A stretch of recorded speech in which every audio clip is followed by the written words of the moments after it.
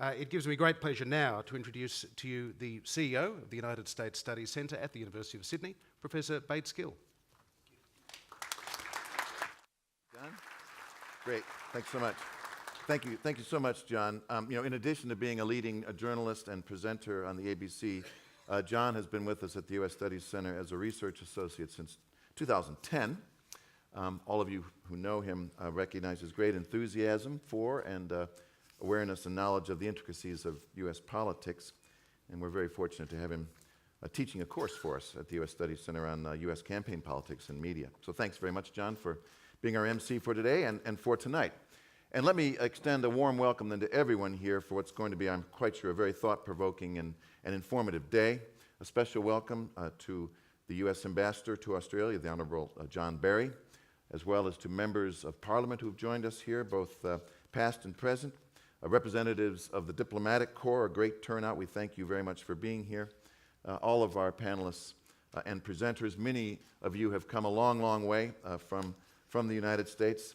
We are very, very pleased that you could join us. Thanks also to all of our supporters at the Department of Foreign Affairs and Trade. Great turnout from that department with us as well. This conference marks a very important milestone in our ongoing three-year Alliance 21 project, which we've been very honored to lead at the U.S. Studies Center. It's been, I think, a quite unique project that's tried to examine the Australia-U.S. relationship, but do it through the prism of our shared interest, our expansive and I would even say expanding shared interests.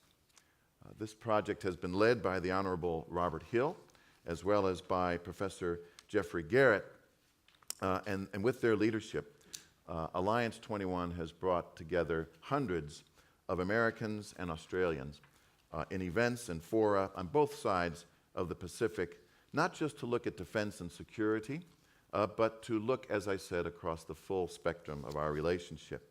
Issues of trade and investment, education, innovation, energy security, environment, and sustainability, and beyond. Among other events, we've supported policy exchanges on the impact of online education, of sustainable oceans governance, and on advanced manufacturing, and the list goes on and on. And as I said, we've been very pleased to engage directly more than 100 policy experts and officials as a part of this process, and also with more than a couple of thousand persons participating as audience members just like yourselves. Today's Alliance 21 conference is going to be complementing the event which we held in Washington earlier this year. At that time, the nation's capital was experiencing one of its worst snowfalls in many years, and you all know what happens to Washington when snow falls. The entire city had been shut down the previous day, and it was even declared an official snow day. People didn't have to come into work, and schools were closed. Nevertheless, well more than 200 government representatives, diplomats, policy analysts turned out for our event in Washington, which we held in conjunction with our partners there, the Center for Strategic and International Studies. More than a lot of other ways, that really made it clear to us just how important this relationship continues to be to our two countries.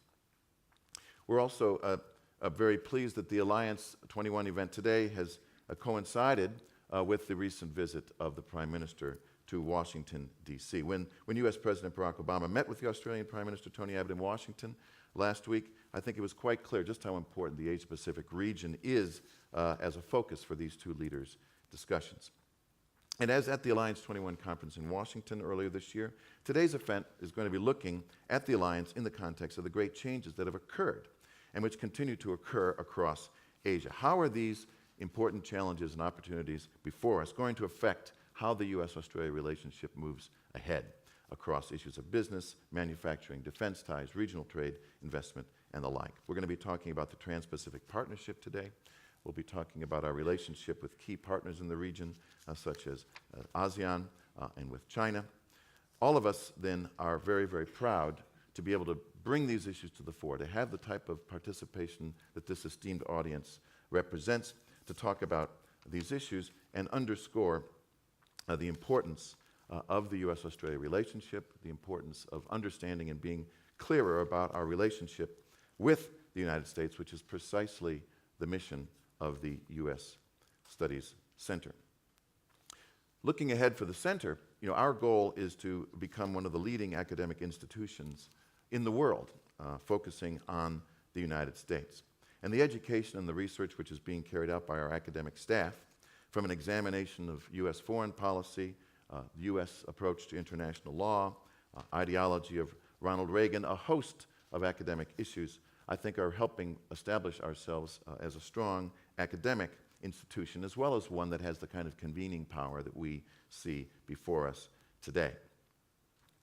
Separately from Alliance 21, with support from the Australian federal government, from the government of New South Wales, from corporate and other private sponsors, other center think tank projects, such as on women in leadership, the Dow Sustainability Program, a recent grant from the MacArthur Foundation to look at American policy in Southeast Asia.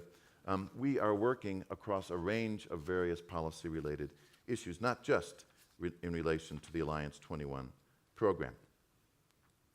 But it's fair to say that the Alliance 21 program has been our sort of flagship and most ambitious program to date, and we have our very generous sponsors to thank for this.